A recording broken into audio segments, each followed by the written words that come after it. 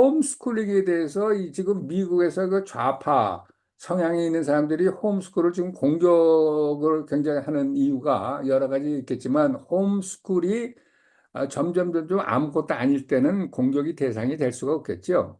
근데 홈스쿨을 하는 사람들이 점점 많아지다 보니까 이게 공격이 대상이 지금 돼가고 있다는 이 트렌드를 알려드리고자 합니다. 홈스쿨 여러분들 아시다시피 한국도 마찬가지지만 한국은 또 뉘앙스가 틀린 데인데, 여기 미국은 공격이라는 게, 저도 손녀딸이 있고 손자가 있지만 얘들이 이제 학교를 가면 뭐 세크라멘토에서 완전히 중고등학교 애들한테 초등학교 애들한테 가르친다고 와가지고 강당에다 모아놓고, 예를 들어서 뭐 동성연애 하던가 뭐, 그러니까 옛날에 우리가 포르노 영화 보듯이 그거를 보여주면서 남자 남자 여자 여자 뭐 이러는 거 아무렇지도 않아, 그거 괜찮은 거야, 서로 틀린 거야, 뭐 이런 식으로 가르쳐 가지고 애들들이 그냥 어렸을 때부터 그 세뇌 그걸 받아가지고 완전히 컨퓨스하게 만드는 공격이 오래도가 된 걸 여러분들 알고 계실 줄 믿습니다. 그러니까 지각 있는 부모들은 애들들을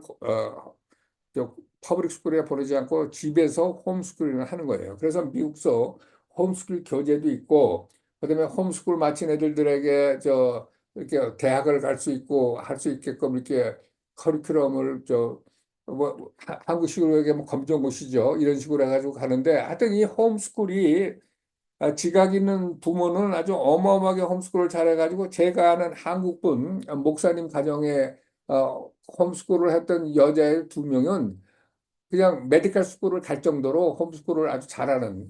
그래서 홈스쿨이 참 굉장히 커리큘럼도 좋고, 근데 주로 이제 홈스쿨은 이제 이렇게 학교에서는 공교육에서는 이게 창조론을 가르쳐 진화론을 가르치니까, 부모가 이제 데리고 앉아서 이제 성경에 의거해서 창조론도 가르치고 하다 보니까, 이제 이게 좌파들이 이 애들들을 부모가 가르친다고 하면서 부모가 자격이 있는 거냐, 이제 이런 걸 가지고 들고 나온 거예요.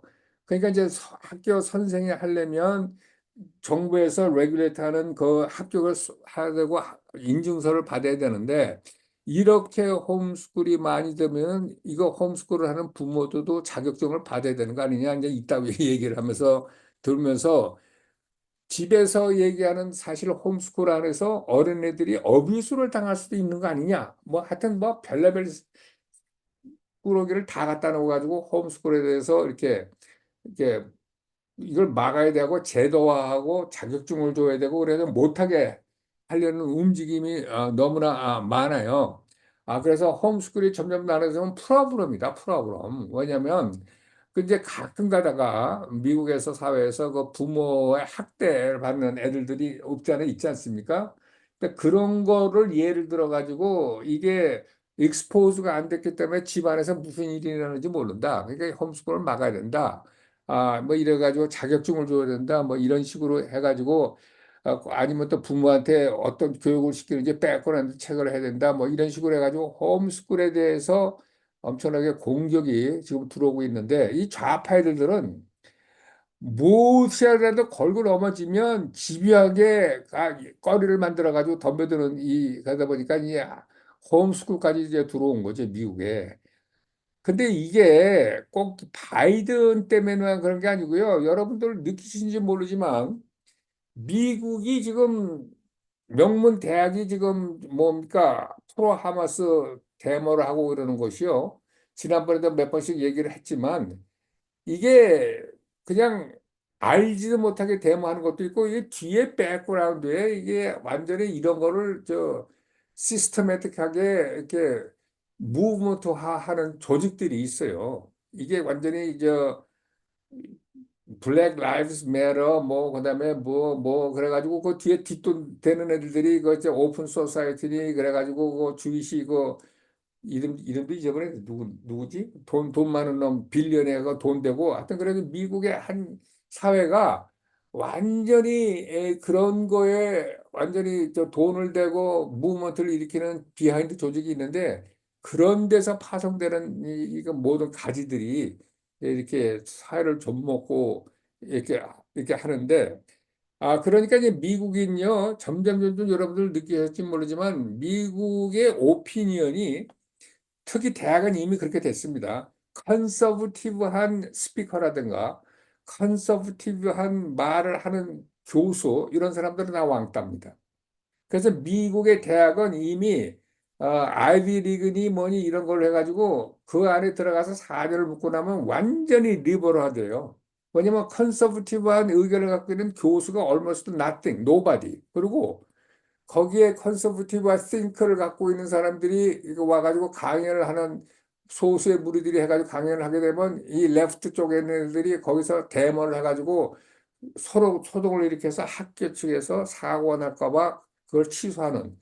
그래가지고 민주주의, 뭐, 언론의 자유, 이거는 완전히 옛날 벌써 미국은 소용이 없는 나라가 된 거 여러분 아실 수 있습니다. 그러다 보니까 미국은 일방적으로 리버럴하고 레프트 쪽에 얘기를 하는 사람은 대학에서 얘기할 수 있지만 컨서브티브하게 크리스찬 밸류라든가 이걸 가지고 얘기하는 사람들은 you are not welcome. 그래가지고 미국이 점점 그쪽으로 쏠려 내려가는 거기 때문에 아주 미국의 사회가 좌경화되고 있는데 이게 지금 한국도 그렇고요. 내가 보기에는 지금 전 세계적인 추세가 이렇게 되는 것 같은 기분이 들어요. 하여튼 여러분 그런 쪽에서 이제 홈스쿨이 이제 공격을 받는다는 걸 이제 말씀을 드린 거고. 자, 또 하나. 지금 바이든 정권, 민주당 정권이 들어와가지고 그동안에 이게 어떤 일들이 있냐면 트랜스젠더니 뭐 게이니 뭐 LGBT니 뭐 어마어마하게 인권을 가지고 하는데 지금 여러분들 아시는지 모르지만 미국의 한국식으로 얘기하면 보건사회부, 보건복지국이라는 거기에 그 차관이 남자로 태어나는데 성전환 수술을 해서 여자로 얘가 리차드 레빈이라고 이름으로 해가지고 남자였었는데 레이첼 레빈이라고 여자가 된 사람이 미국의 사회보건부 장관 차관입니다. 차관. 근데 이런 것들을 이제 트랜스젠더 애들을 뭐 이렇게 도와주고 뭐 이러는 거가 보건사업에서 하는 거 아니에요. 그러니까 바이든이 자기 강요해서 이거 핸드 실렉트 해가지고 얘를 세운 거예요. 그래가지고 2021년도에 바이든이 대통령이 되고 나가지고 14살 때부터 이제 남자가 여자가 되고 여자가 남자가 되는데 호르몬 주사를 맞기 시작하고 15살 때, 16살 때, 17살 때는 이제 이렇게 성기를 이렇게 뭐 남자가 여자가 남자 되는 거 수술까지 할 수 있게끔 나이를 내렸어요. 그런데 지금은 무슨 움직임이냐면 꼭 나이를 꼭 해야 될 필요가 있냐? 나이 제한을 없애자. 이제 이따위 얘기를 지금 슬슬 하고 있다는 얘기죠. 그래가지고 지금 굉장히 나타나는 부작용이 성전환 수술을 해가지고 애가 디프레스가 돼가지고 생난리가 나서 애들이 자살하려고 그러는 케이스가 수도 없이 많은데 그런 건 관계없이 그냥 너 남자 되고 싶으면 얼마든지 남자 되고 싶은 거야. 여자 되고 그래가지고 애들들을 그냥 꼬시고 그냥 그런 식으로 해서 군대도 뭐 그렇게 하고 그런 일이 되는데 바이든 정권이 그냥 완전히 앞장서 가지고 레디칼하게 그렇게 나가는데 미국의 보건사회부가 그 주무 담당 부서인데 거기서 바이든 밑에서 완전히 이제 애들 나이 제한을 없애자. 이런 얘기까지 나올 정도로 미국이 급격하게 하나님 앞에 그냥 정면으로 거부하면서 하나님을 이렇게 하는 그런 나라가 돼버렸다는 얘기. 우리가 오늘 20장, 21장 갈 길이 좀 멀어서요. 제가 오늘은 요 두 가지만 하고. 자, 우리 오래간만에, 우리 김동규 선교사님, 우리 한번 좀 요한계시록 21장, 22장을 한번 좀 읽어 주실래요? 21장 응. 읽겠습니다. 또 내가 새 하늘과 새 땅을 보니 처음 하늘과 처음 땅이 없어졌고 바다도 다시 있지 않더라. 2절 또 내가 보매 거룩한 성 새 예루살렘이 하나님께로부터 하늘에서 내려오니 그 예비한 것이 신부가 남편을 위하여 단장한 것 같더라. 내가 들으니 보좌에서 큰 음성이 나서 가로되 보라 하나님의 장막이 사람들과 함께 있음에 하나님이 저희와 함께 거하시리니 저희는 하나님의 백성이 되고 하나님은 친히 저희와 함께 계셔서 모든 눈물을 그 눈에서 씻기심에 다시 사망이 없고 애통하는 것이나 곡하는 것이나 아픈 것이 다시 있지 아니하리니 처음 것들이 다 지나갔음이로라. 보좌에 앉으신 이가 가라사대 보라 내가 만물을 새롭게 하노라 하시고 또 가라사대 이 말은 신실하고 참되니 기록하라 하시고 또 내게 말씀하시되 이루었도다 나는 알파와 오메가요 처음과 나중이라 내가 생명수 샘물로 목마른 자에게 값없이 주리니 이기는 자는 이것들을 유업으로 얻으리라. 나는 저희 하나님이 되고 그는 내 아들이 되리라.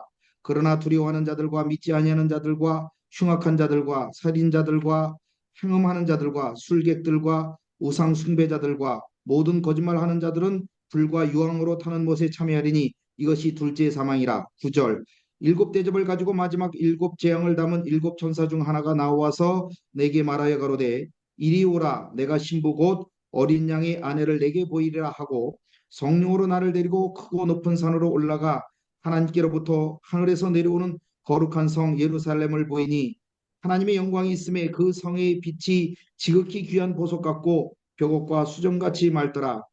크고 높은 성곽이 있고 12문이 있는데 문에 12천사가 있고 그 문들 위에 이름을 썼으니 이스라엘 자손 12지파의 이름들이라.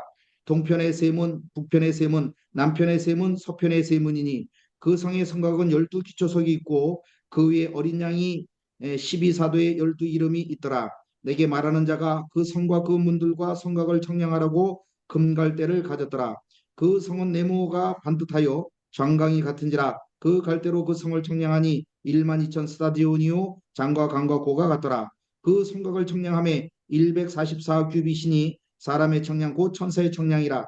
그 성곽은 벽옥으로 쌓였고 그 성은 정금인데 맑은 유리 같더라.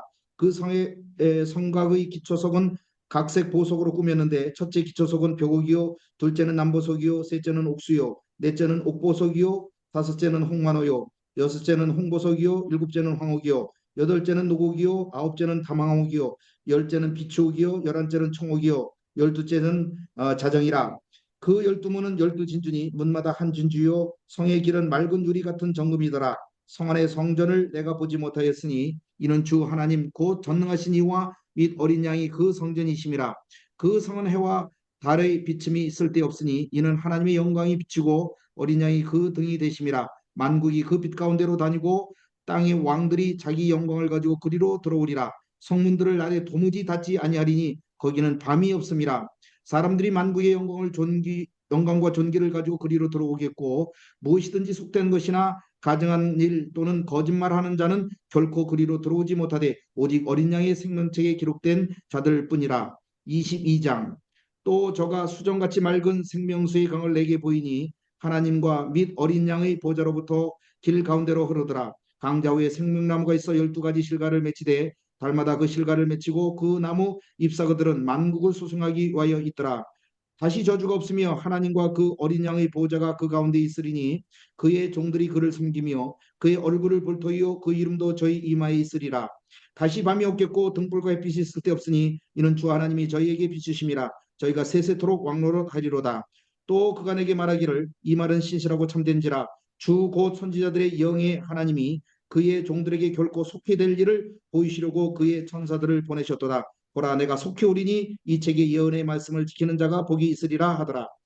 8절 이것들을 보고 듣는 자는 나 요한이니 내가 듣고 볼 때에 이 일을 내게 보이던 천사의 발 앞에 경배하려고 엎드렸더니 저가 내게 말하기를 나는 너와 네 형제 선지자들과 또 이 책의 말을 지키는 자들과 함께 된 종이니 그리하지 말고 오직 하나님께 경배하라 하더라. 10절 또 내게 말하되 이 책의 예언의 말씀을 임봉하지 말라 때가 가까우니라. 불의를 하는 자는 그대로 불의를 하고 더러운 자는 그대로 더럽고 의로운 자는 그대로 의를 행하고 거룩한 자는 그대로 거룩하게 하라. 12절 보라 내가 속히 오리니 내가 줄 상이 내게 있어 각 사람에게 그의 일한 대로 갚아주리라. 나는 알파와 오메가요 처음과 나중이요 시작과 끝이라. 그 두루마기를 빠는 자들은 복이 있으리니 이는 저희가 생명나무에 나아가며 문들을 통하여 성에 들어가 권세를 얻으려 함이로다. 개들과 술객들과 행함자들과 살인자들과 우상 숭배자들과 및 거짓말을 좋아하며 지어내며 지어내는 자마다 성 밖에 있으리라. 16절 나 예수는 교회를 위하여 내 사절을 보내어 이것들을 너희에게 증거하게 하였노라.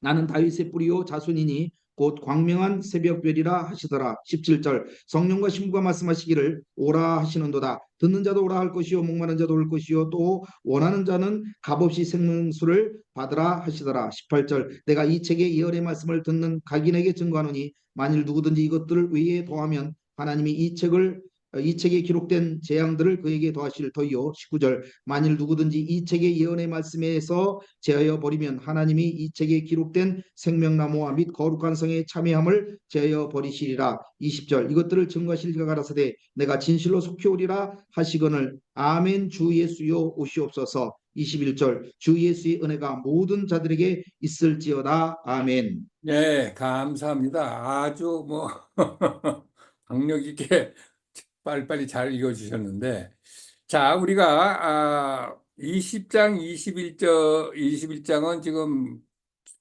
요한계시록의 마지막 장으로 우리가 가서 영원히 우리가 부르는 이제 천국, 영원한 천국에 대해서 소개를 하고 있습니다. 천국이 이제 우리가 보면은 21장에 보면 새 하늘과 새 땅이라고 또 하기도 하고, 그다음에 그 천국이라는 데가 새 예루살렘이다 라고 또 부르는 그건데, 우리가 사실 20장, 21장을 보면서 여태까지 쭉 오면서 우리가 이제 백보자 심판을 끝나고 나서 거기서 심판을 와서 하나님을 쫓지 않고 적그리스도를 따랐던 사람들은 영원한 지옥불로 던져지고, 그다음에 백보자 심판으로 해서 첫 번째 부활에 참여한 사람들은 영원한 천국에 들어가서 새 하늘과 새 땅에 들어가는데, 이게 20장, 21장이 클리어하게 모두 천국에 대해서 영원한 나라, 우리가 얘기하는 영원한 천국, 새하늘과 새 땅은 눈물도 없고 병도 없고 그다음에 슬픔도 없는 그곳으로 알고 있는데, 우리를 가끔 가다가 굉장히 좀 이렇게 어렵게 하는 문구들이 여기저기 있어요. 천국이면 뭐 이렇게 죄 짓는 사람도 갈 수가 없는데 그거 당연한데, 근데 예를 들어서 이제 우리가 보면 요한계시록 21장 같은 데 보면 아 21장 27절에 이런 말이 있어요. 예를 들어서 무엇이든지 속된 것이나 가증한 일 또는 거짓말하는 자는 결코 그리로 들어오지 못하되, 결코 그리로 들어오지 못하는 게 새 사람이 못 들어온다는 얘기죠. 오직 어린 양의 생명冊에 기록된 자들 뿐이라. 그러니까 우리가 영원한 천국을 얘기하면서 지금 죄 지는 사람들은 못 들어온다 이렇게 얘기하는데, 그때 가면 죄 지는 사람이 도대체 어디 있다고 죄 지는 사람들은 못 들어온다고 얘기하는 걸까? 이런 질문이 또 있을 수 있고요. 그다음에 22장에 보면 22장 2절에 이런 말이 있어요. 그 영원한 새 예루살렘은 어떻게 생겼느냐 보면서 사도 요한이 뭐라고 그러냐면 길 가운데로 아, 어린 양의 보호자로부터 나오는 수정같이 맑은 생명수 강이 흐르는데, 강 좌우에 생명나무가 있고 12가지 실과를 맺히되 달마다 그 실과를 맺히고 그 나무 잎사귀들은 만국을 소송하기 위해 있더라. 자, 이게 한국말로는 만국을 소송하기 위해 있더라고 그러는데, 이게 뭐라고 그러냐면 영어로는 그 나무 잎사귀는 for the healing of the nation.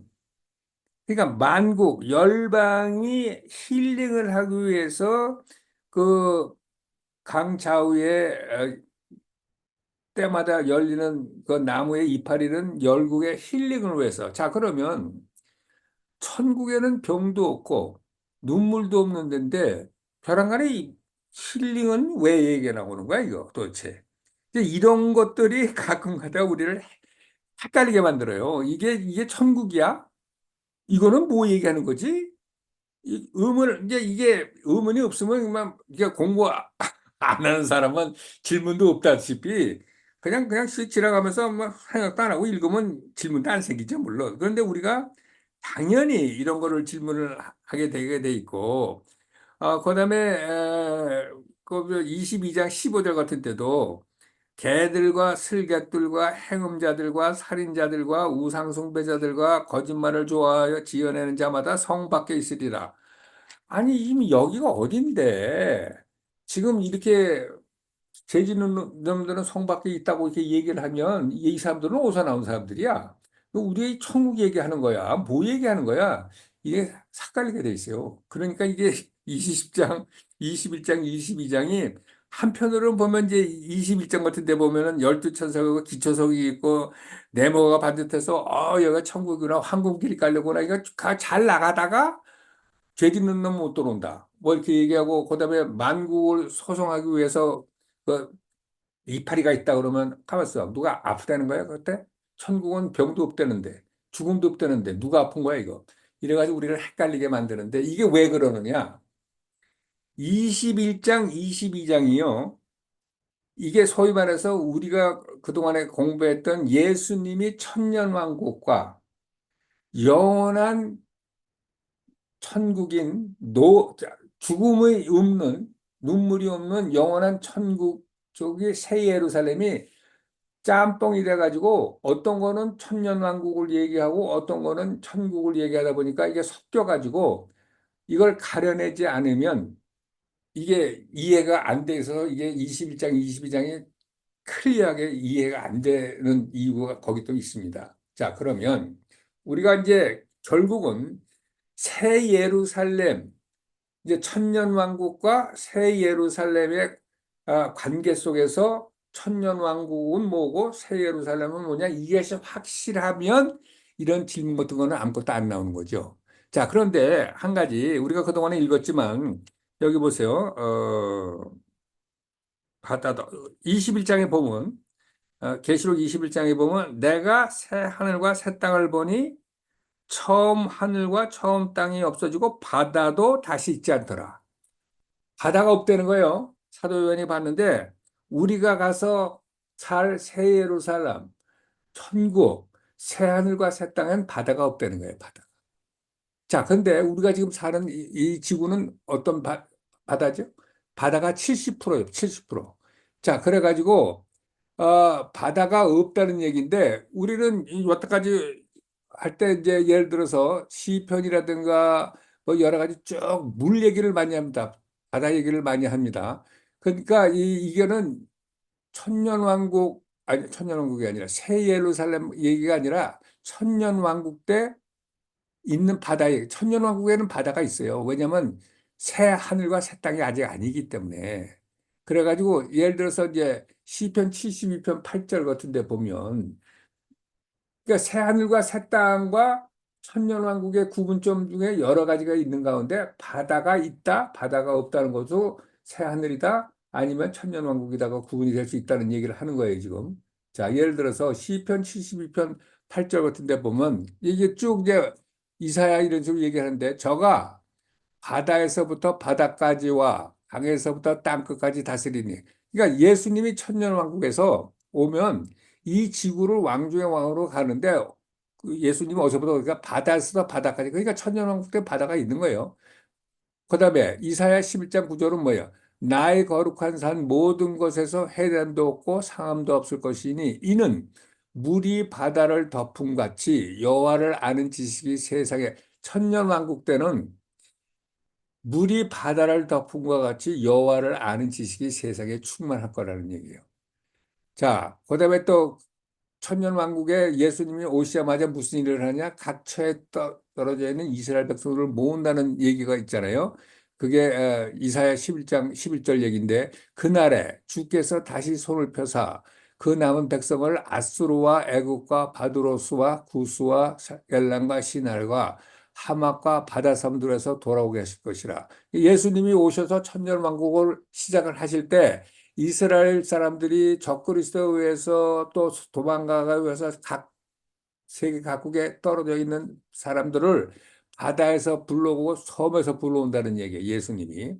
자, 그다음에 스가랴서 9장 10절, 14장 8절은 뭐냐? 내가 에브라임의 병거와 예루살렘의 말을 끊겠고 전쟁하는 활도 끄리리 전쟁을 끝내는 거죠. 그가 이방 사람에게 화평을 전할 것이요 그의 정권은 예수님의 정권은 바다에서 바다까지 이르고 유브라다 강에서 땅끝까지 이르라. 그러니까 이쪽 끝에서 저쪽 끝까지 왕 중의 왕으로 정권이 쓴다는 얘기죠. 천년왕국 때.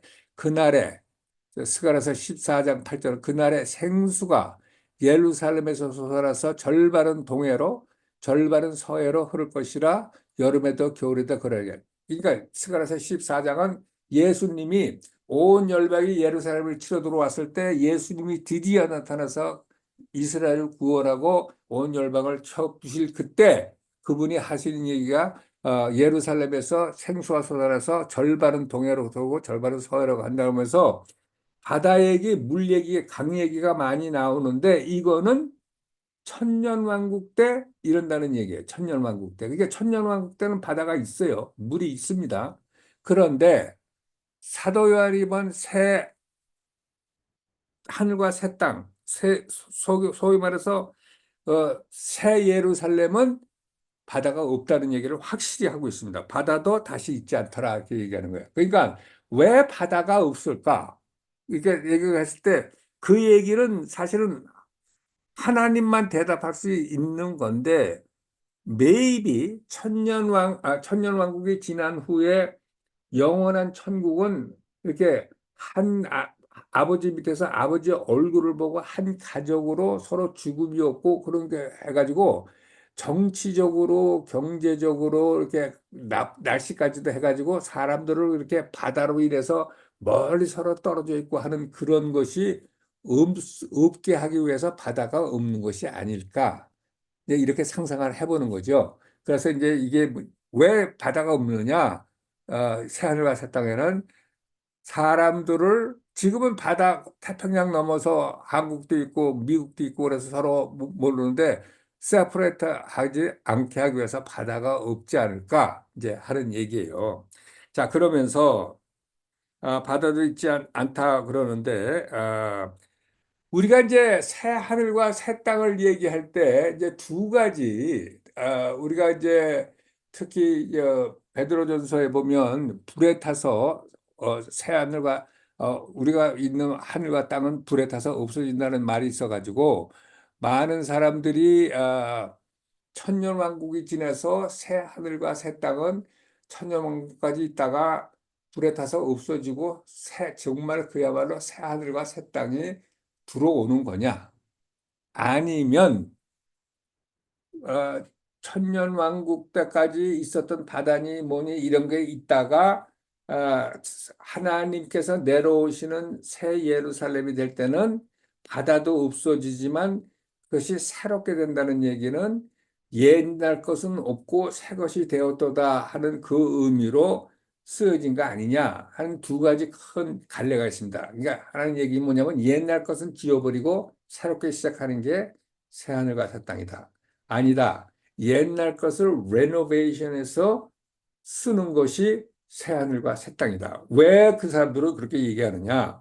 새하늘과 새 땅에 없어졌다고 얘기하는 거기에 고린도 후서 5장 17절에 썼던 동사를 똑같이 썼다는 얘기죠. 고린도 후서 5장 17절은 무슨 얘기냐?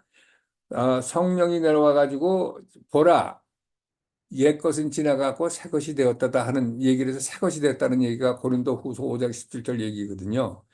거기에 똑같은 동사를 썼기 때문에 그리고 하나님은 어, 아담이 죄를 짓기 전에 이 지구를 만들었을 때 very good 이 사람한테 very good이라고 얘기했기 때문에 그다음에 예수님이 사도행전 3장 20절 21절에 보면 예를 들어서 사도행전 3장 20절 21절은 지금 무슨 얘기를 하느냐 한번 봅시다. 사도행전 3장 20절 21절 주께서 너희를 위하여 예정하신 그리스도 예수를 보내시리니 하나님이 영원 전부터 거룩한 선지자의 입을 위탁하여 말씀하신 바 만유를 회복하실 때까지는 하늘이 마땅히 그를 받아들이라. 이게 무슨 얘기냐?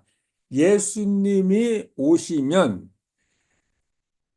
하나님이 아담과 하와가 죄를 짓기 원래대로 하나님이 좋았던 그대로 회복시킬 때를 맞춰서 예수님이 오신다는 얘기죠. 그러니까 하늘과 땅이 죄 짓기 전의 상태로 회복시키기 위해서 예수님이 오신다는 얘기인데 그 얘기는 도대체 뭐냐? 회복이라는 얘기는 뭐냐? 옛날에 있었던 대로 가는 거 아니냐? 그러니까 없어지는 게 아니라 옛날로 오는 거다. 이제 이렇게 강력하게 또 얘기하는 거예요. 그리고 또 성경 구절에 보면 이 땅이 영원히 존재한다는 구절도 또 많이 있어요. 예를 들어서 이렇게 그 구절들이 쭉 많은 중에서 이제 시편 78편 69 같은 데 좀 보면 자 시편 78편 69절이에요. 그 성소를 산의 높음 같이 영원히 두신 땅 같이 지으셨으며 그러니까 하나님께서 땅을 영원히 두셨다는 얘기예요. 자, 그리고 시편 104편 5편은 뭐냐면 땅에 기초를 두사 영원히 땅을 요동치 않게 하셨나이다. 이렇게 됐고 이사야 60장 21절은 네 백성이 다 의롭게 되어 영영이 땅을 차지하리니 그들은 나의 심은 가지요 나의 손으로 만든 것으로서 나의 영광을 나타낼 것인즉 요엘서 3장 20은 유다는 영원히 있겠고 예루살렘은 대대로 있으리라. 자, 그러니까 하나님께서 땅을 영원히 둔다고 얘기했는데 여태까지 있던 땅을 다 없애고 새로운 땅을 두면 이 성경 구절과 이 약속에 위반되는 것보다 이게 말이 좀 안 되는 거 아니냐 이런 식으로 해서 만만치 않게 많은 사람들이 이거는 레노베이션이다 레노베이션. 그러니까 하나님은 어떤 분이냐 부활 부활시키시는 분이고 리스토어 하시는 분이고 고쳐서 쓰시는 분이기 때문에 만약에 하나님이 진 것이 결국은 나빠서 다 불살르고 살아오고 새 하늘과 새 땅을 진다면 결국은 사탄이 이겼다는 얘기 아니냐? 그것도 말 되지요? 그러니까 이제 전서가 베드로 후서에 불에 타 없어진다는 얘기를 일방적으로 해서 새 하늘과 새 땅은 이제 옛날 것은 다 지워버리고 새롭게 만드는 거다고 얘기하기에는 만만치 않은 반론이 여기 있다는 거, 이걸 소개해 드리는 겁니다. 근데 그렇다고 해서 이거다 저거다고 우리가 사실은 결론을 낼 수가 없겠죠. 결론은 낼 수가 없는데 여러분들이 이게 한쪽으로만 쏠리지 않게 위해서 이렇게 만만치 않은 어, 이게 뭐니까 악유가 될 수 있는 문제가 있다는 얘기를 하는 거죠. 자, 그래서 우리가 살 영원한 천국이 뉴 예루살렘이라고 그러는데 뉴 예루살렘 그러니까 그 많은 명칭을 부를 수 있는 것 중에서 새 예루살렘이라고 얘기하는 걸 보면 그것도 영원히 존재하는 게 새 예루살렘 아닙니까? 그러니까 하나님 품 안에 예루살렘이라는 말과 예루살렘이라는 그 지명은 어마어마한 중심을 잡고 있는 지명이에요. 예루살렘이라는 것은. 그러니까 하나님이 결국은 하나님의 백성과 영원히 지낼 그 천국을 새 예루살렘이라고 부른다는 것을 알아서 하나님이 예루살렘에 대한 생각과 하나님 마음속에 예루살렘이 차지하고 있는 비중이 얼마나 크다는 것을 우리가 엿볼 수가 있죠. 그래서 마지막 때 스가랴서 14장에 적그리스도가 연합해서 이렇게 뭐죠? 아마게던 전쟁을 하러 오는 친구들이 예루살렘을 공격해서 그러니까 이게 도대체 하나님하고 얼마나 거리가 멀고 하나님의 신종을 모르면 그 예루살렘을 공격하러 온 열방이 옵니까? 하나님 마음에 이렇게 큰 차지를 하는 예루살렘을 그러니까 하나님이 나타나 가지고 완전히 공중에다는 새 밥을 만드는 그런 장면을 이미 우리가 지난 시간에 봤습니다. 그 예루살렘 우리가 그냥 새 예루살렘이 그러는데 새 예루살렘이라고 부르는 그 영원히 존재하는 그것이 예루살렘이라는 것에 하나님이 지금 현재 있는 이 이스라엘의 그 예루살렘이 어떤 비중을 차지하고 있는지 우리가 엿볼 수 있다는 얘기죠. 자, 그래서 이게 뭐예요? 보면 21장 2절에 거룩한 성 새 예루살렘이 하나님께로부터 하늘에서 내려온다고 그랬어요. 자, 여러분들 저 3층 천, 2층 천이 있는데 2층 천은 저 악한 우리가 저 지난번에 2층천에 있는 악한 그 사탄이 땅으로 이렇게 쫓겨나는 그것도 봤는데요. 3층천에 있던 새 예루살렘이 이 지구상으로 내려오고 있는데, 자, 그러면 우리가 하나 갖고 있을 수 있는 생각이 뭐냐 하면, 우리가 요한복음 14장에 보면 예수님이 내가 너희들을 위해서 거할 처소를 마련하기 위해서 간다. 이렇게 얘기를 하셨는데, 그러면 예수님은 그동안에 아무것도 없었는데 우리 처소를 만들기 위해서 가니까 그때부터 우리 처소가, 그러니까 그 우리 처소라는 것은 영원히 있을 거니까 뉴 예루살렘이죠. 천국에 그때부터 만들기 위해서 간다는 얘기인가? 맵이나 왜 그러냐면 히브리서 11장 16절이 뭐라고 얘기하느냐?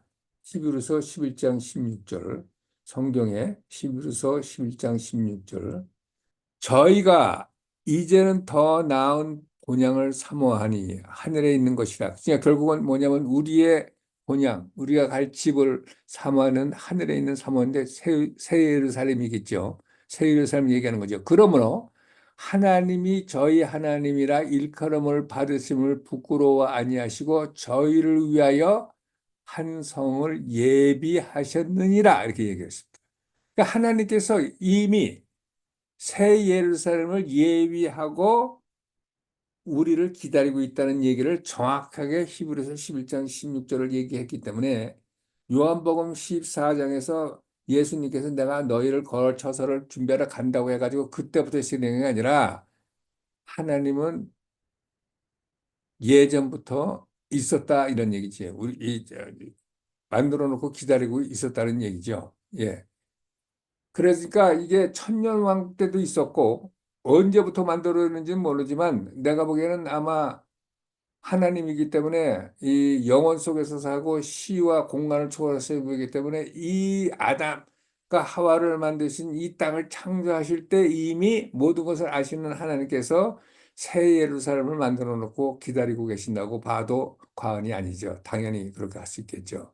자, 그러면 여태까지 새 예루살렘 얘기가 없다가 21장, 22장이면서 새 예루살렘이 하늘에서 내려오는 걸 얘기하는 거예요. 그러면 그동안 새 예루살렘은 그러면 어디 있었다는 얘기냐?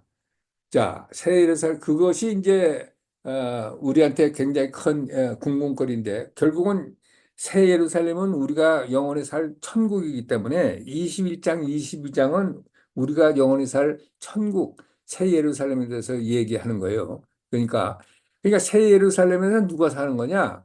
그러니까 여태까지 구약이나 신약 시대에 전부 예수님을 이렇게 믿었고 하나님을 따라간 사람들은 다 거기서 사는 장소가 새 예루살렘 천국이죠, 천국.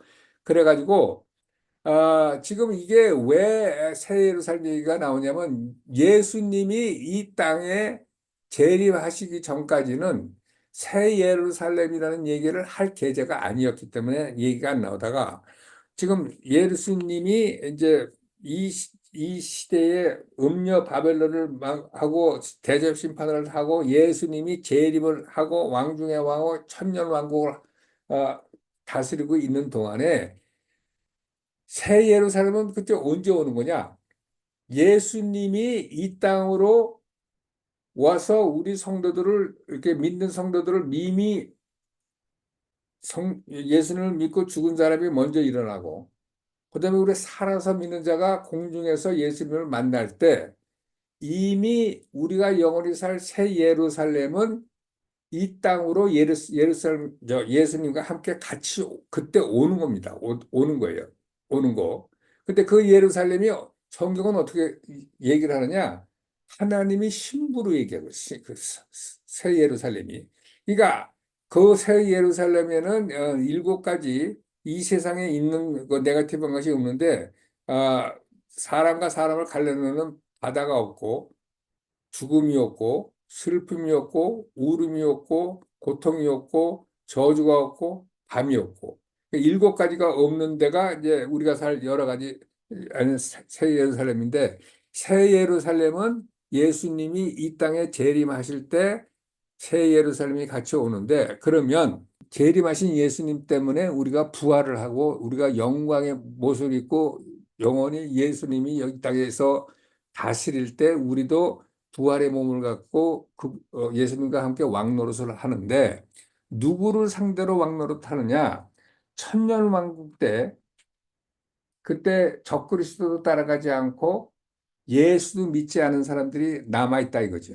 자, 예를 들어서 적그리스도를 따라갔던 사람은 다 하나님한테 처단받는 거고 그다음에 예수를 믿었던 사람은 다 부활하는 건데 그런데 이 땅에 지금 우리 내추럴 바디를 입고 있는 사람들은 뭐냐?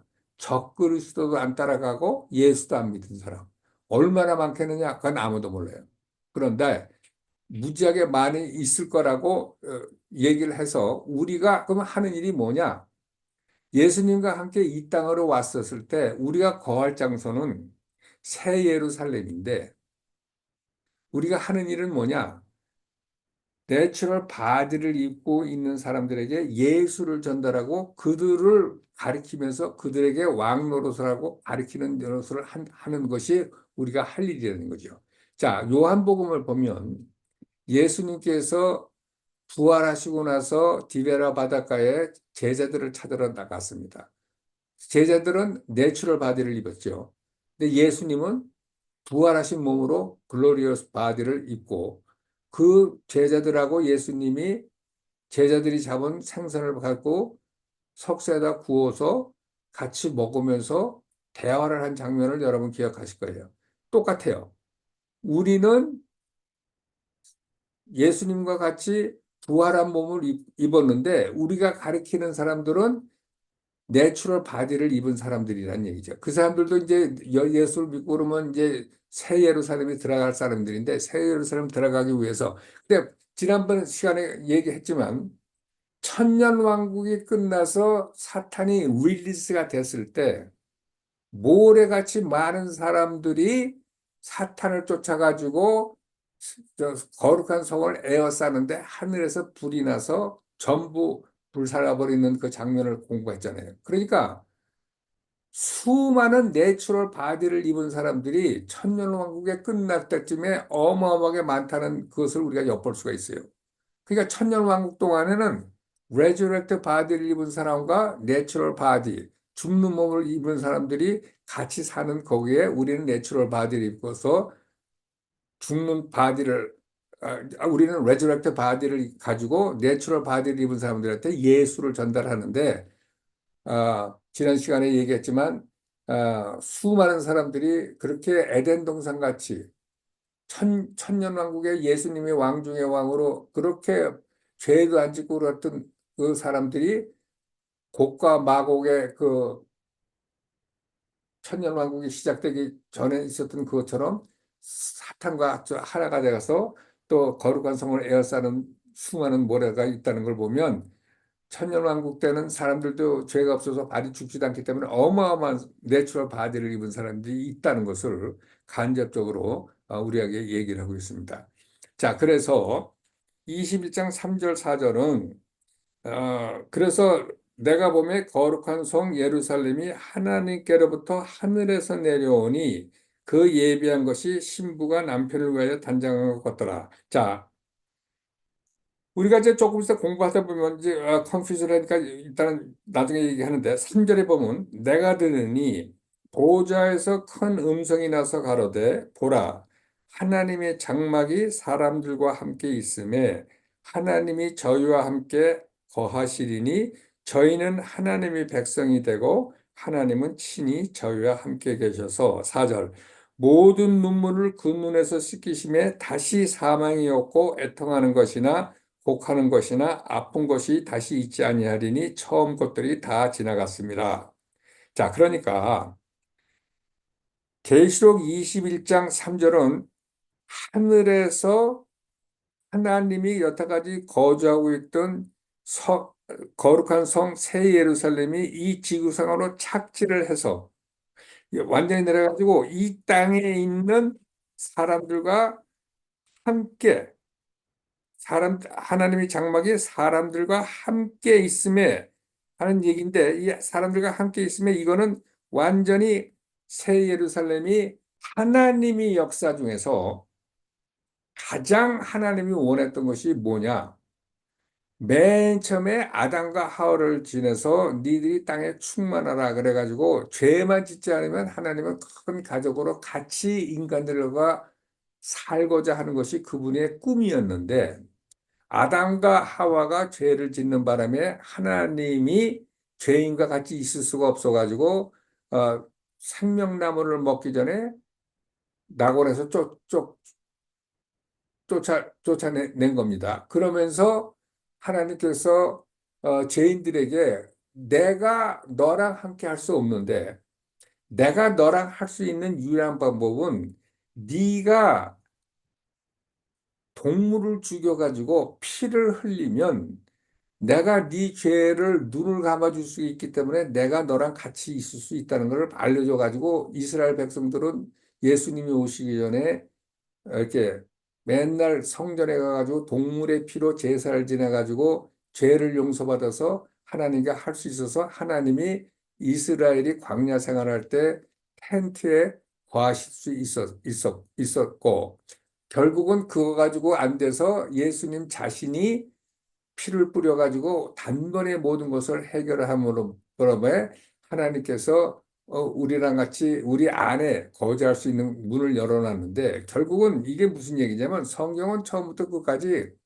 하나님의 꿈은 인간들과 페이스 투 페이스로 같이 있기를 원하는 거기 때문에 여기서 새 예루살렘이 하나님께서 내려와서 사람들과 함께 있음에 하나님이 저희와 함께 거하리니 저희는 하나님의 백성이 되고 하나님은 친히 저희와 함께 계셔서 눈물을 튀겨준다는 이 얘기는 하나님은 옛날부터 인간이 죄 짓기 전부터 인간들과 같이 살기를 인간들과 같이 이 땅에서 살기를 원했던 하나님의 꿈이 결국은 하나님의 장막이 새 예루살렘으로 모든 내려옴으로써 그것이 이루어지는 장면을 우리한테 지금 보여주고 있는 겁니다. 그래가지고 일단 이 하나님의 장막이 내려와서 하나님이 이 땅에 같이 머문다는 얘기는 뭐냐면 하나님이 함께 하시기 때문에 우리가 이렇게 새 예루살렘에서는 뭐 눈물이라든가 고통이라든가 슬픔이라는 게 있을 수가 없지. 하나님이 함께 같이 계시기 때문에 그곳이 하나님이 함께 하시는 곳이 천국이니까 결국은. 5절부터 8절까지는 하나님께서 내가 너희들하고 함께 하면서 무엇을 하겠다 하는 것을 7가지로 이제 얘기하는데 나는 내가 너희들하고 함께 하면서 이 땅에서 새 예루살렘에서 무슨 일을 하냐면 make all things new 모든 것을 새롭게 할 것이다. 그러니까 아, 아담과 하와가 죄 짓기 전에 하나님이 꿈꿨던 모든 것을 다시 시작할 거다. 이런 얘기를 하시고, 그 다음에 이미 그 일은 예수가 십자가에 못을 박아 돌아가심으로 어떤 파워도 하나님께서 그 일을 하려주는데 방해 놓을 사람은 아무것도 없다. It is done. 마찬가지로 된 거랑 마찬가지다. 그리고 나는 6절에 나는 알파와 오메가 처음과 나중이라. 그러니까 나는 모든 위즈덤과 모든 프로세스를 다 영원한 거기에 있기 때문에 나는 A to G이기 때문에 니들이 필요한 모든 소스를 갖고 있는 사람이고 그다음에 내가 생명수 샘물로 목마른 자에게 값없이 준다. 이런 얘기는 하나님의 방법은 목마른 자에게 얼마나 목마르냐에 따라서 그 thirst에 따라서 물을 주는 분이시기 때문에 아, 너희들의 심정이 하는 대로 거기에 맞춰서 모든 것을 다 공급하는 얘기고 그다음에 이기는 자, 오버캄하는 사람들은 이렇게 이 모든 천국의 모든 것을 내가 너희들의 유업으로 준다는 얘기고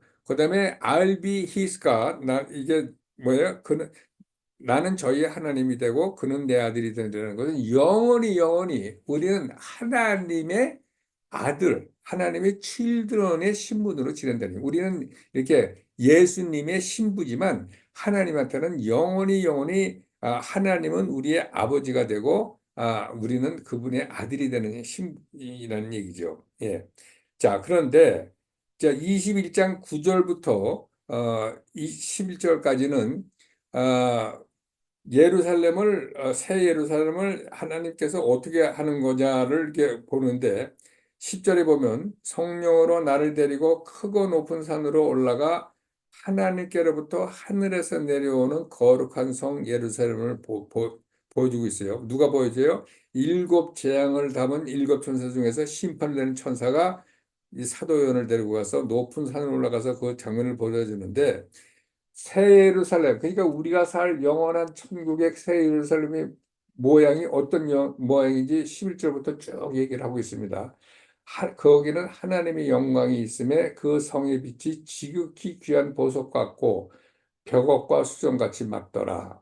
그 다음에 어떻게 생겼는 걸 얘기하는데 12절에 크고 높은 성곽이 있고 12문이 있는데 문에 12천사가 있고 자, 이게 우리가 보면은 열둘이 굉장히 많이 나옵니다. 열둘이 많이 나오는데 열둘은 하나님의 나라를 상징을 해요. 열둘. 그리고 거기는 아주 완전히 빛이 어마어마하게 반사되는 그걸로 굉장히 특징 지어지는 걸로 얘기하고 있어요. 12절에 크고 높은 성곽이 있고 12문이 있고 그러니까 우리가 같이 살 영원한 새 예루살렘이 어떻게 생겼을까? 우리가 게스트를 할 필요가 없어요. 정확하게 다 써 있어. 근데 거기는 홀리 오브 홀리처럼 이렇게 정사각형으로 돼 있는데 이렇게 읽읍시다. 12절에 크고 높은 성곽이 있고 12문이 있는데 문에 12천사가 있고 그 문들 위에 이름을 썼더라. 이스라엘 자손 12지파의 이름들이라. 자, 문이 있는데 동편의 세 문, 북편의 세 문, 남편의 세 문, 서편의 세 문. 14절 그 성의 성곽은 12기초석이 있고 밑에 파운데이션인데 12개가 있다는 거죠. 그 위에 어린 양의 12사도의 12입니다. 12기초석 위에 12사도 신약의 12사도 이름이 있어요. 15절에 내가 말하는 자가 그 성과 문들과 성곽을 청량하라고 이제 이게 규모가 어떻게 되느니 이게 재는데 16절에 그 성은 네모가 반듯하여 정광이 같은 얘기, 그러니까 스퀘어라는 얘기예요. 네모가 반듯해서 높이, 옆에, 길이가 다 정사각형이라는 거예요. 이스라엘 백성들이 1년에 한 번 들어가는 대제사장의 홀리에 있는 언약궤가 그랬어요. 그 갈대로 그 성을 청량하니 1만 2천 스테디온이요 장과 관과 고가 같더라. 그러니까 높이와 넓이와 길이가 같다는 얘기예요. 1만 2천 스타디온이라는 것은 1,400마일을 얘기합니다. 그러니까 새 예루살렘이 1,400마일 높이, 1,400마일 길이, 1,400마일 이렇게 옆이라는 얘기예요. 1,400으로 완전히 정사각형으로 돼 있다는 얘기예요. 17절에 그 성곽을 청량하며 144 규빗이니 사람이 청량 곧 천사의 청량이라. 근데 144 규빗이라는 건 200피트. 성곽에 200피트라는 거 200피트. 자, 18절에 그 성곽은 벽옥으로 쌓였고 그 성은 정금인데 맑은 유리 같더라. 자, 어마어마한 성이 정금인데 트랜스페런트한 유리겉으로 됐다는 것이요. 19절에 그 성의 성곽의 기초석은 각색 보석으로 꾸며서 12가지 보석으로 다 일일이 쓰고 있습니다. 근데 12문 중에서 그러니까 아까 1500마일이니까 각 남쪽, 북쪽, 남쪽에 문이 세 개니까 500마일 떨어져서 문이 하나 있는데 그 문 하나가 완전히 진주가 하나로 돼 있다는 거예요. 하나. 그다음에 성의 길은 그 안에 이렇게 들여다보니까 성의 길은 맑은 유리 같은 정금이더라. 그러니까 트랜스페런트 같은 골드로 돼 있는 길이라는 얘기죠. 길. 와, 그러니까 뭐 이건 우리가 가서 이제 저 천국이 저거 어떻게 생겨가 사이즈가 뭐야 이거 다 지금 알려주고 있는데 열두는 완전한 하나님의 가버먼트를 얘기한다고 그랬어요. 자, 왜 열두 사도에 이스라엘 열두 사도의 이름이 있느냐? 그러면 열두 사도라는 것은 다 열두 사도가 이스라엘 사람들 아니에요. 그리고 이제 신약 아니에요, 신약. 그러니까 열두 사도의 이름은 아마도 이스라엘과 신약의 교회를 다 포함하는 뜻으로 얘기하지 않았겠냐 얘기하고 그다음에 기초석이 12 트라이브가 있다는 얘기는 예전에 있었던 구약 시대 때의 세인트도 같이 합한 거란 얘기 아니겠느냐. 그래가지고 새 예루살렘 안에는 구약 시대의 성도와 신약 시대의 성도가 같이 있을 것이다 하는 이제 상상을 해볼 수 있는 거죠. 자, 이게 이제 우리가 새 예루살렘에 대해서 이렇게 좀 어느 정도 이렇게 그림을 그려봤을 때 이제 이렇게 이게 뭐냐? 이게 소위 말해서 이제 천년왕국이 어디서 세워지느냐면 예루살렘에 세워져요. 예수님이 와서 천년왕국을 다스리는 왕 중의 왕으로 있을 때 어디서 보호자가 있느냐면 예수님이 보호자가 예루살렘에 있습니다. 예루살렘에. 그런데 우리가 가서 사는 새 예루살렘은 1500마일이에요. 1500마일. 그런데 예루살렘은 지금 이게 15마일인가 밖에 안 돼요. 이게. 그러니까 1500마일이 15마일을 덮칠 수가 없으니까 1500마일은 서스펜드 일종의 위에 공중에 올라가 가지고 완전히 이게 큐브예요, 큐브. 이렇게 정사각형으로 1500마일 되는 새 예루살렘이 있는데 이제 그 안에 들여다보니까 하나님이 보호자로부터 흐르는 생명수 강의 좌우에 열매를 맺는 생명나무가 있고 옆에 이게 엄청나게 많은 집들이 그려지는 걸 상상을 이제 이렇게 그려본 거예요. 이게 뭐 진짜인지는 모르겠지만 이것도 굉장히 내가 보기에 함부로 그리지는 않았을 것 같은데. 자, 그래가지고 이제 우리가 이제 뉴 예루살렘에 대해서 여기 나오는 걸 가지고 이제 아티스트들이 렌더링을 했는데 이렇게 아까도 얘기했지만 이게 완전히 이 빛으로 완전히 둘러싸였기 때문에 멀리서 보면 완전히 빛으로밖에 안 보이는 그런 게 특징이고 그다음에 이제 이게 성곽에 이렇게 12석이 있는데 이렇게 보면은 이 안에 이렇게 완전히 빛으로 쌓여 있는 이런 도시가 아닐까 이제 뭐 다 상상인데 얼마나 근사할지는 실제로 이제 우리가 가봐야 아는 거고 이렇게 생각해서 이렇게 우리가 비주얼라이즈를 하게 되면 그래도 오래 우리 이렇게 기억에 남을 수 있을 것 같아가지고 한번 찾아봤습니다, 제가. 자, 그런데 여러분들 한 가지 놀라는 것은 19세기예요. 이제 산업혁명이 일어나고 모든 테크놀로지가 발달해가지고 이제 점점 과학이 발달해서 옛날에는 모르던 것을 발견할 수 있잖아요. 근데 19세기에 이게 한국말로는 뭐라고 그러는데 크로스 폴라라이즈 라이트라는 것이 있어가지고 보석을 가지고 빛을 통과하면 그래서 기껏 할 수 있는 얘기가 크로스 폴라라이즈 라이트라고 해서 퓨어 라이트. 그러니까 순수한 라이트를 통과시키면 어떤 보석은요. 순수한 라이트를 통과시키면 칼라가 죽어버린대요.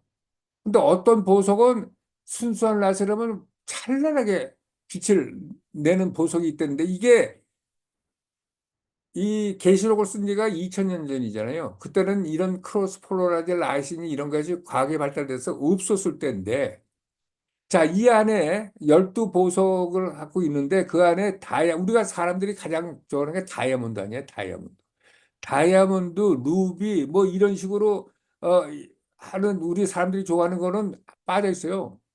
딴 거는 들어가 있는데. 근데 왜 빠졌냐? 보니까 다이아몬드, 루비, 뭐 사람들이 좋아하는 뭐 많은 것들은 소위 말해서 크로스 폴라라이즈 라이트를 통과하면 이 칼라가 다 죽어버려요. 까맣게 되면 돼, 까맣게. 그런데 성경에 나오는 12가지 녹보석, 남보석, 옥수, 홍보석, 황옥, 노곡 이거 12가지를 전부 들여다보니까 폴러라이즈 라이스를 퓨어라이스를 하니까 엄청나게 밝게 빛나는 거라는 얘기죠. 자, 그러니까 수많은 보석 중에서 이렇게 12가지 보석이 전부 이렇게 빛을 발하는 퓨어라이트를 들어보면 빛을 발하는 보석을 찾을 수 있는 확률은 어디냐? 16,715분의 1이라는 거죠. 16,710. 그러니까 하나님이 새 예루살렘을 만들어서 기초석을 썼고 보석을 썼을 때 빛으로 새 예루살렘이 빛나게 하기 위해서 빛을 붙이면은 완전히 찬란하게 빛을 내는 그 보석만 갖다가 썼다는 것이 증거가 된다는 얘기죠.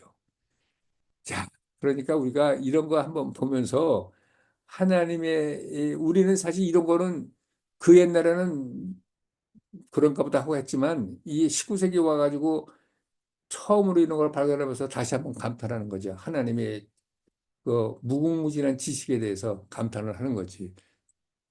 자, 그래가지고 이 새 예루살렘 안에는 어, 템플이 없고 그다음에 왜냐하면 하나님과 예수님이 그 새 예루살렘 자체의 빛이 되기 때문에 필요 없고 그다음에 하나님이 함께 하시기 때문에 하나님이 얼굴을 대할 수 있는 거죠. 얼굴을 대하고 본다는 얘기예요. 그러니까 우리가 지금 구약이라든가 지금도 하나님의 얼굴을 보면 다 죽는 거로 되어 있습니다. 얼굴을 보고 살 수가 없어서 이사야가 6장에서 뭐 그렇게 얘기하듯이 근데 새 예루살렘에서는 우리가 We see his face 이렇게 얘기되어 있는 거예요. 자, 그래가지고 새 예루살렘에는 성전이 없고 동물 제사가 없고 그다음에 해가 없고 달이 없고 그다음에 어둠이 없고 그다음에 어둠이 없어서 항상 열려 있어가지고 뭐 다들 문이 없고 그다음에 상스러운 게 없다는 거죠. 상스러운 게 없는데 자 우리가 이제 아까 얘기하려다가 잠깐 조심한 것 중에서 뭐냐면 우리가 예수님이 오시면 아까 예수님이 재림하면 그분이 왕 중의 왕인데 그분의 보좌가 어디 있는 거냐? 밀레니엄 얼스에 있어요. 밀레니엄 얼스. 밀레니엄 얼스라는 건 뭐냐면 그분의 저 보좌는 예루살렘에 있는데 새 예루살렘에도 있는 거예요. 새 예루살렘. 자, 그러면 밀레니얼 얼스의 예수님의 보좌는 어디냐? 예루살렘에 있는데 뉴 예루살렘 영원히 살 그 뉴 예루살렘에도 보좌가 있다는 거예요. 보좌가. 그러니까 같이 동시에 예수님의 보좌는 예루살렘 지금 우리가 보는 이스라엘에 있는 예루살렘의 사방 10마일 되는 거기에 보좌도 있지만 그 예루살렘 있는 그 아까 사진에 본 것처럼 위에 서스펜드 되고 있는 1500마일 정강하게 새 예루살렘 그 안에 그 보좌가 있다는 거죠. 보좌가. 자, 그래서 새 예루살렘과 이 천년 왕국의 이 땅의 예루살렘에서 예수님은 같이 동시에 왕노릇 하시는 분이라고 해요. 왕노릇. 자, 그러면 예수님과 함께 계시록 19장에서 천국에 있다가 같이 오고 또 이 땅에 있다가 부활한 성도들은 그러면 어디서 머무는 거냐? 우리는 뉴 예루살렘에 머무는 거죠. 뉴 예루살렘. 우리의 거할 장소는 뉴 예루살렘인데 그러니까 이게 무슨 얘기냐? 뉴 예루살렘은 이 지상에 있는 예루살렘, 이스라엘에 있는 예루살렘 바로 위에 떠 있는 그 뉴 예루살렘인데 뉴 예루살렘은 두 가지 스테이지를 통해서 그래가지고 이제 뉴 예루살렘에 살면서 우리는 이제 영광의 바디를 입었기 때문에 바로 그 서스펜드 하고 있는 그 뉴 예루살렘에서 이 지구상으로 내려와서 이 지구상에서 아까 얘기한 것처럼 바디를 입고 아직 이렇게 예수를 안 믿는 이게 내추럴 바디를 입은 사람들을 가리키러 우리가 왔다 갔다 하는 거죠. 왔다 갔다. 천사가 지금 예를 들어서 순식간에 왔다 갔다 하듯이 우리가 새 예루살렘에 거처를 하고 이 땅에 내려와서 이 땅에 있는 내추럴 바디 입은 사람들을 가리키는 일을 우리가 한다는 얘기예요. 그게 이제 왕노릇 한다는 얘기가 가르친다는 얘기가 이제 그거를 그렇게 얘기하는 건데요. 자, 그러니까 우리가 한 가지 이것은 예수님은 이 천년왕국 동안에 예루살렘에 있는 거기에 보좌도 있고 그 예루살렘 위에 떠 있는 새 예루살렘 거기에도 보좌가 있어서 같이 동시에 두 보좌를 같이 하신다는 얘기고 그다음에 우리가 이제 이렇게 성경을 잘 보면 예를 들어서요. 우리가 왜 새 예루살렘이 지상에 있는 밀레니얼 예루살렘과 연결보다도 이렇게 바로 위에 떠 있다고 얘기를 하느냐?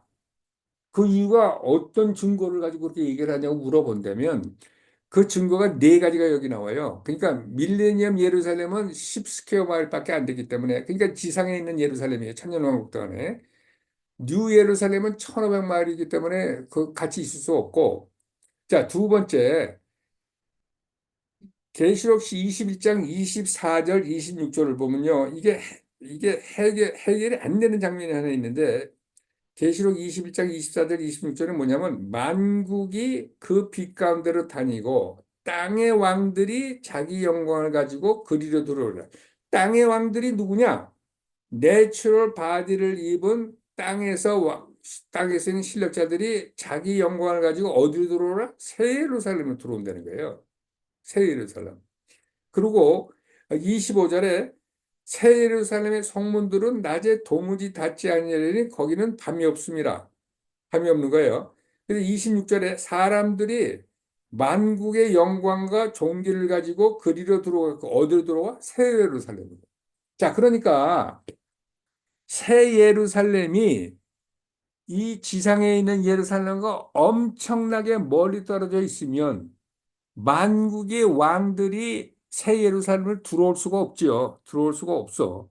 그런데 그러니까 바로 새 예루살렘이 이 지상에 있는 예루살렘 바로 위에 떠 있기 때문에 만국의 사람들이 연결돼 있기 때문에 이 내추럴 바디를 입은 사람들이 들어올 수 있을 거다라는 얘기예요. 그렇게 될 수밖에 없다는 얘기죠. 그다음에 그래서 이 22장 2절에 이 얘기도 이제 해결이 되는 게 뭐냐면 새 예루살렘을 이 땅에 있는 사람들이 들어올 수가 있으니까 22장 2절에 그 나무 잎사귀들을 가지고 가서 힐링 프로세스에 사용한다는 얘기죠. 이 지상에 살았던 이 왕들이 들어왔던 사람들이 그 세례사에서 저 생명의 나무에서 그걸 받아가지고 가가지고 아픈 사람을 고쳐주는 얘기고.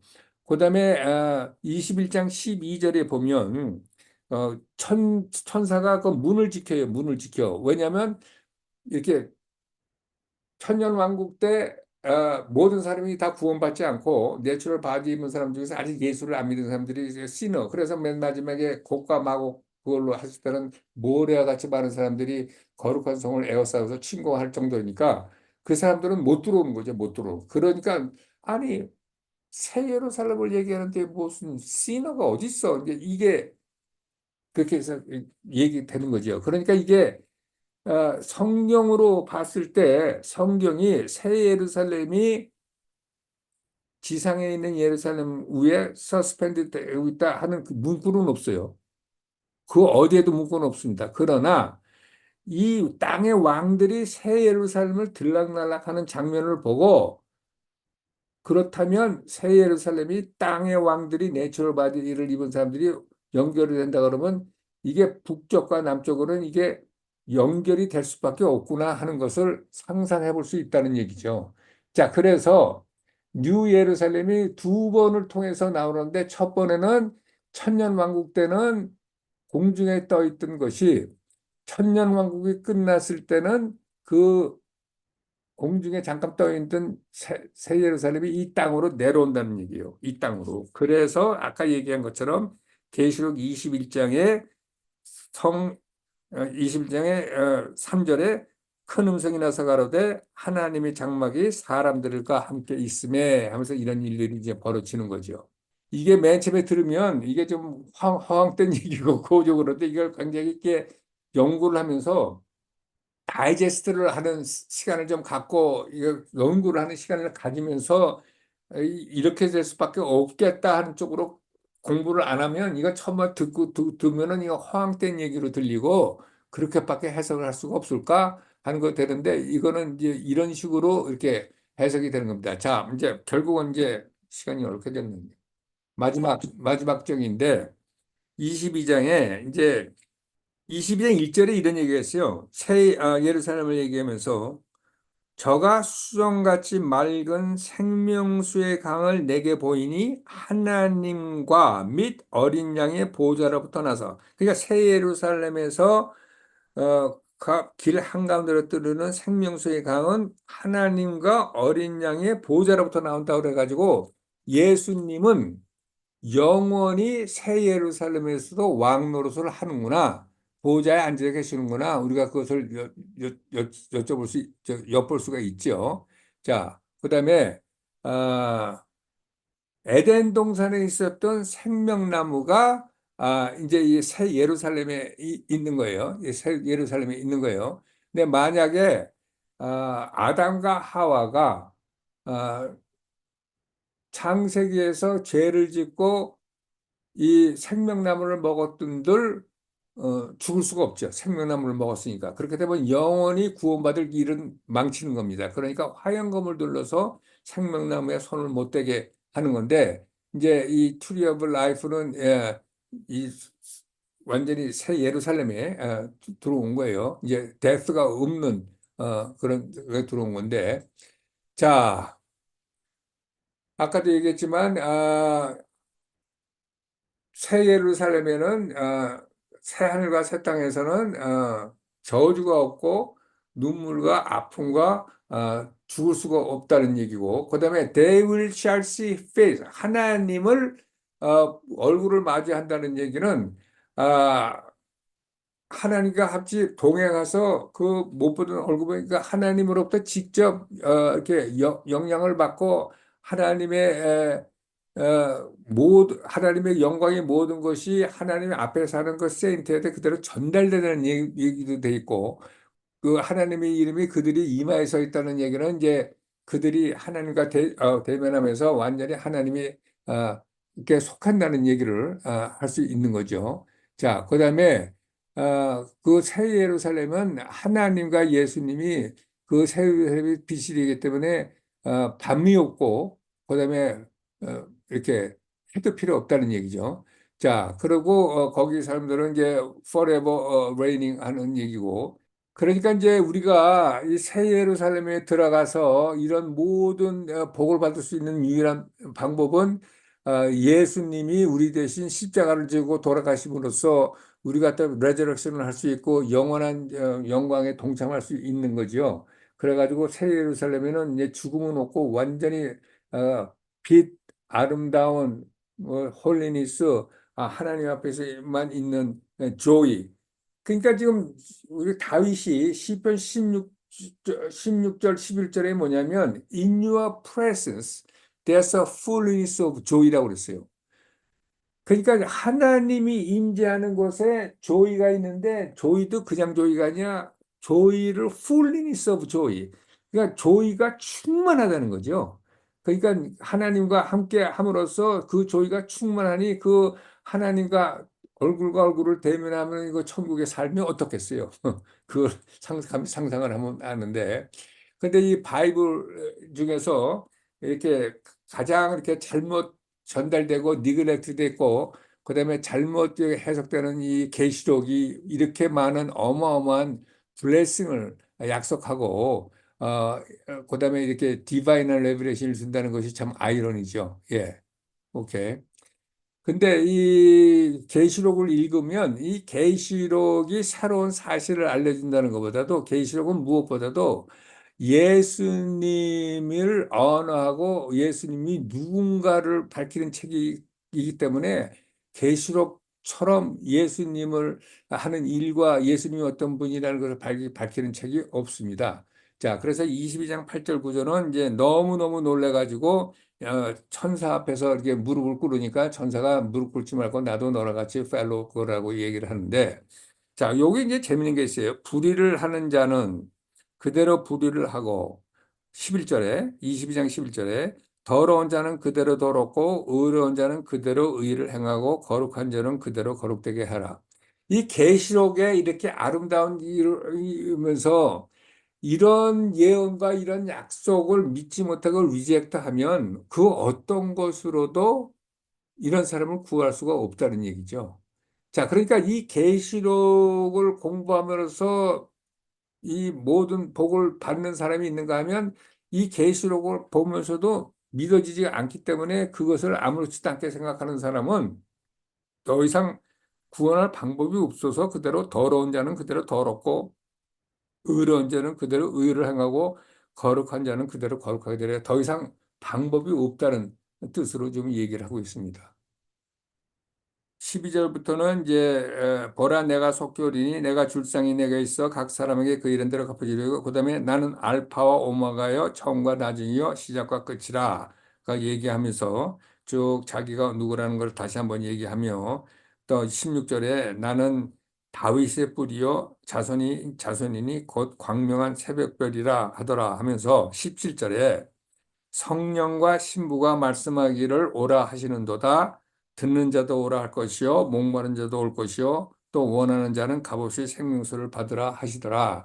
자, 이거는 우리가 아가서를 공부할 때 마지막 때의 영성은 신부의 영성이라고 얘기하면서 성령과 신부가 말씀을 오라 하시는 때에 예수님이 온다고 얘기를 했었습니다.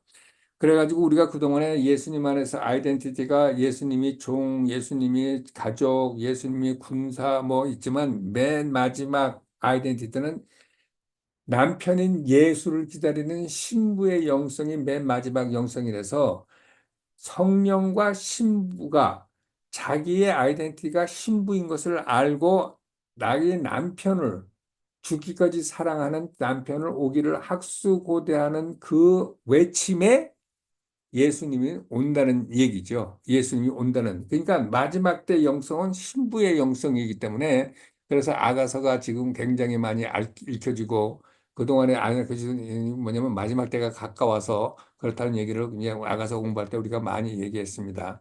자, 누구든지 배고픈 자, 든듣기 싶은 자 이런 사람들은 값없이 이런 것을 한다는 얘기고 그다음에 18장, 19장, 20절 자, 그래서 이제 우리가 좀 성령과 신부 얘기를 조금 더 하면, 이게 지금, 처치 아이덴티티가, 처음으로, 군사였고, 아들이었고, 바디하고 패밀리였지만, 이제, first time 신부라는 것이 이제 돼야 이제 예수님이 오신다는 얘기고, 신부라는 뜻은 무엇이냐?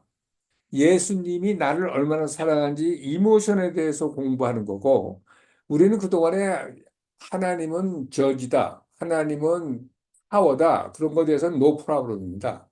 그런데, 그래서 하나님의 능력, 하나님의 심판, 이런 것은 모르는데, 하나님은 브라이드그룹이다, 나의 신랑이다. 그러면 그분이 나의 신랑일진데 그 신랑이 나를 얼마나 사랑하고 그분의 이모션은 어떤 것이냐는 우리는 하나님의 이모션에 대해서는 공부를 한 적이 없어요.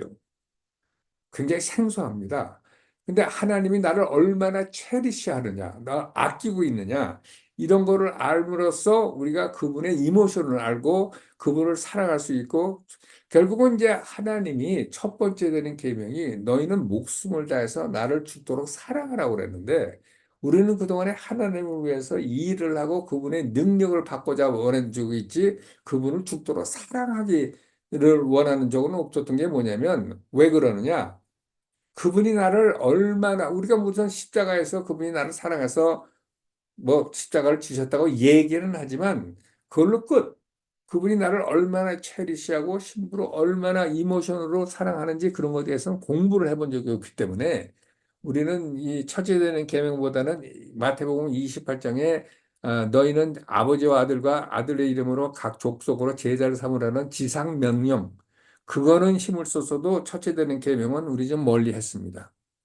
그런데 이제 마지막 때는 첫째되는 계명이 첫째되는 계명 속으로 들어와야 되는 그것이 뭐냐면 신부의 아이덴티티를 발휘하려면 그분이 나를 얼마나 아끼고 얼마나 나를 사랑하는 것을 우선 요한일서 4장 19절은 우리는 하나님을 사랑하고 싶어 하죠. 하나님을 사랑하고 싶지 않은 사람 누가 있습니까? 그러나 성경은 이렇게 얘기합니다. 우리가 하나님을 사랑할 수 있는 것은 하나님이 먼저 우리를 사랑하였음이라. 이게 무슨 말이냐? 하나님이 먼저 나를 얼마나 사랑했다는 것을 알지 못하면 우리는 하나님을 사랑하지 못한다는 얘기예요. 반증이 그게. 그러니까 하나님이 나를 얼마나 사랑했는지, 그분이 나에 대한 이모션이 어떤 것인지 신부의 영성을 통해서 그것을 알게 되면 하나님의 첫 번째 되는 계명이 이제 첫째 되는 계명으로 이제 오게끔 돼 있지요. 이제 그거가 이제 아가서를 통해서 풀어지는 건데, 이제 그게 이제 아직은 많이 풀어지지가 않은데 앞으로는 엄청나게 이제 풀어질 겁니다. 그래서 하나님의 한 가지 꿈은, 건질 수 없는, 포기할 수 없는 꿈은 자기 아들에 걸맞는 신부. 그래서 지난번에 계시록 19장에서 얘기했지만 자기 아들에 걸맞는 신부와 결혼식하는, 그것이 그분의 꿈이었기 때문에 인간 역사의 모든 것은 그 한 정점을 향해서 간다고 내가 말씀했었어요. 그러니까 우리는 그동안에 예수님과 결혼하고 예수님이 우리 신랑이라는 것은 굉장히 생소한 얘기인데, 하나님 안에서는 포기할 수 없는 꿈이라는 얘기죠.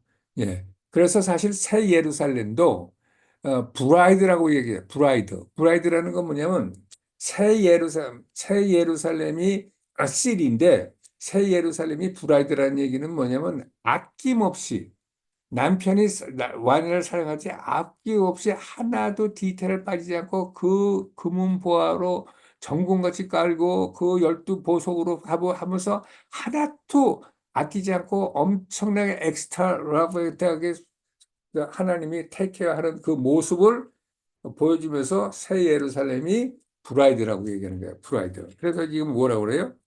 자, 계시록 21장에 뭐예요?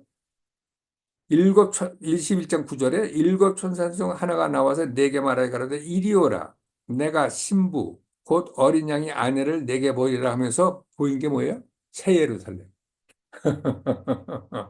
그러니까 결국은 결혼 얘기고 신랑 신부 얘기예요. 성경은 이거를 제대로 알아야 되는데, 우리가 조금 거기서 거리가 좀 멀죠. 왜냐하면 일을 해야 되니까.